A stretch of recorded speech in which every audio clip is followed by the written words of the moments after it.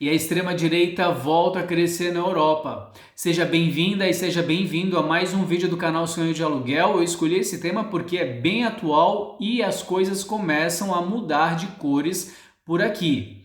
Saiba desde já que você não precisa estar na Europa para se interessar por esse tema, uma vez que se a extrema-direita tomar a Europa, não importa o país ou a cidade onde você está, mundo afora, você pode ser impactado também. Antes da gente falar da extrema-direita, vamos definir o que é um político ou o que é um partido de direita. Quais são as características? Basicamente, eles são a favor da liberdade de imprensa, da liberdade individual, da liberdade de mercado. Eles são contra governos fascistas, tanto quanto são contra o socialismo e a ditadura do proletariado. Agora, por outro lado, quando um partido, quando um político ou quando um cidadão, seja ele político ou não, ele é de extrema direita, aí já tem a ver com a xenofobia, tem a ver com uma questão racial. Vamos usar a palavra racial entre aspas, porque para quem tem essa mentalidade de extrema direita, eles fazem definição no ser humano por conta da tonalidade de pele. Uns dizem até que eles não fazem essa definição por conta de pele, senão por conta da parte do sistema do corpo humano branco. Nesse sentido, o político, o cidadão, o partido de extrema-direita europeu, ele entende que só é interessante para a Europa quem é branco e nascido aqui. Se um negro é nascido aqui, se um judeu é nascido aqui, seja lá o que for, essa pessoa não pode ficar no continente. Para eles, esse continente é um continente onde está a supremacia. Então, se você é branco ou branca, loiro ou loira, e se você não nasceu na Europa, você pode ficar tranquila que ainda que você estivesse aqui, você estaria sendo em algum momento condenado ou condenada às penas que a extrema-direita iria aplicar para o seu caso. Nesse aspecto, a gente tem que levar em consideração que a Europa já passou por duas guerras, que foram as maiores guerras do mundo, a Primeira e a Segunda Guerra Mundial. No ano de 1956, na Áustria, foi organizado, foi instituído um partido chamado FPÖ, o Partido Austríaco da Extrema-Direita, ou seja, em 1956.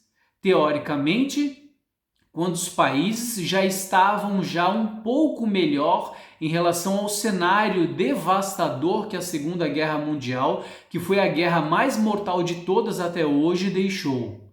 O país provavelmente ainda tinha muitos escombros, mas isso não fez com que essas pessoas ou esses políticos deixasse de olhar a sua mediocridade para criar grupos para remontar ou para manter viva a lei da supremacia racial.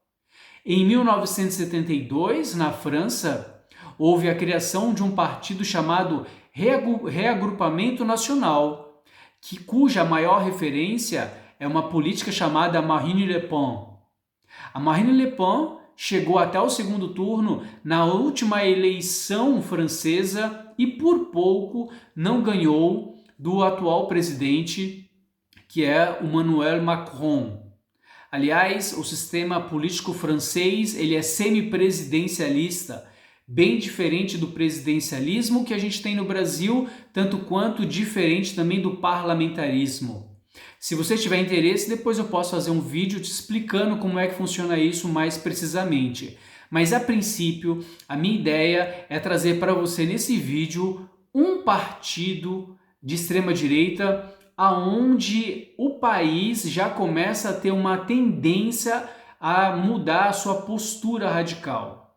É importante também lembrar que não são só nesses dois países que a extrema-direita está presente no dia a dia, na política, no seu parlamento.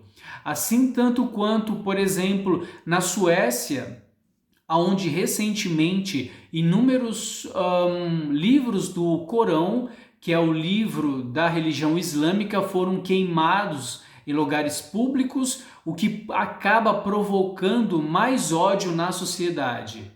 O nome do partido sueco é Democratas Suecos e existe desde 1988.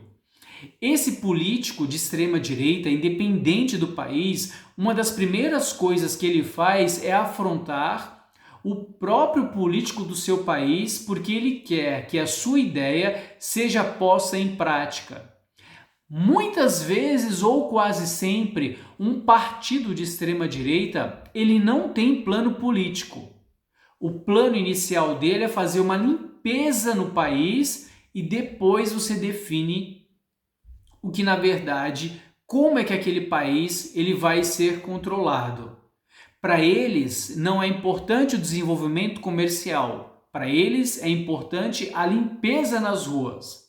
Por falar nisso, eu vivi algo na pele aqui na Alemanha, quando da primeira audiência de divórcio que eu passei, a minha ex-esposa ela comentou que eu, como negro, eu não deveria ficar na Alemanha porque as ruas alemãs já estavam com muitos negros. Eu não sabia até aquele momento que eu tinha casado com uma mulher alemã que tinha em alguma parte da sua cabeça valores antissemitas. Para mim foi algo muito dolorido e eu imagino como é que isso não possa afetar as outras pessoas. Dando sequência, a Hungria é governada desde 2010 por um político chamado Viktor Orbán e o partido dele existe desde 1988. Dando sequência, a Itália já tem um governo de extrema direita. A política, ou seja, a mulher que conseguiu chegar ao poder através de eleições democráticas, se chama Giorgia Meloni e ela era muito próxima do ex-primeiro-ministro Silvio Berlusconi, que faleceu há poucos anos, ou há poucos meses, eu não me lembro. A Polônia é governada desde 2015 também por partido de extrema-direita.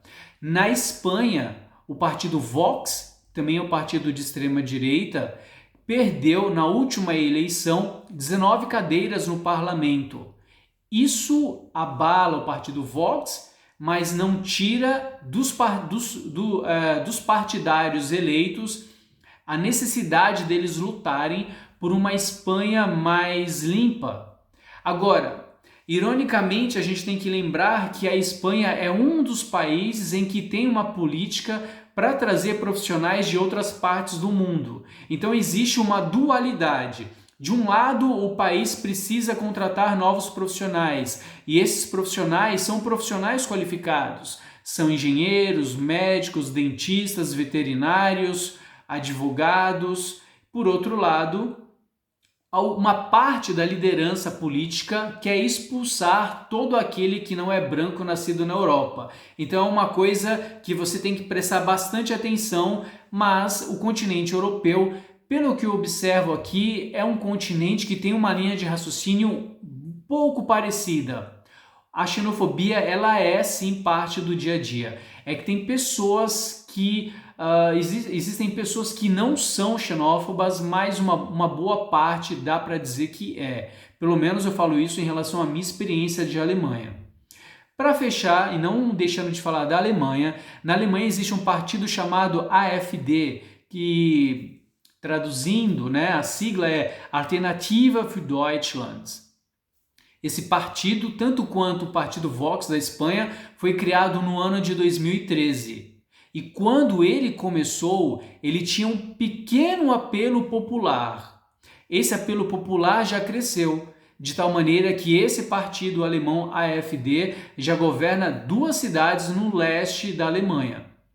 Em toda a Alemanha, esse partido tem em média 20% de aceitação dos eleitores. Porém, no leste europeu, não só eles já conseguem eleger prefeitos para certas cidades, tanto quanto no leste europeu a média de aceitação dele é de 30%. Mas o que quer a extrema-direita? A extrema-direita quer o poder para si. Então todo aquele que não é branco europeu, quem é negro, os gays, LGBTQIA todos que não são brancos não são bem vistos aqui. Isso pode dar, se tornou muito mais visível a partir do Covid, porque muitas empresas fecharam, e também a partir da invasão russa na Ucrânia. De tal maneira que essa extrema-direita também é contra os islâmicos. E eles são contra todos aqueles que vêm para infiltrar outras ideias na cultura dos seus países. Então é muito importante a gente ter esse tipo de informação, porque as grandes besteiras começam com pequenas decisões. E a gente já passou por 2 guerras mundiais e às vezes eu me pergunto se o ser humano aprendeu com essas guerras. Parece que a gente ainda não conseguiu se desenvolver no geral como agrupamento humano. Parece que ainda a gente pode ter a possibilidade de voltar a ser um pouco primata no lado do pensamento. A gente ainda não aprendeu a aceitar um ou outro e isso não é uma coisa muito legal. Espero que você tenha gostado do vídeo. Na descrição tem os 2 vídeos nos quais eu me baseei para fazer esse vídeo para você. Se você não está inscrita ou inscrito, basta clicar no botão vermelho se você está vendo esse vídeo no YouTube e deixar o seu like. Se você está vendo esse vídeo, seja no Instagram, ou seja no TikTok, ou seja no Facebook, também deixe o seu coraçãozinho, deixe o seu like. Caso você tenha alguma sugestão ou alguma crítica, use o espaço de comentários. A gente se vê no próximo vídeo. Um grande abraço e tchau!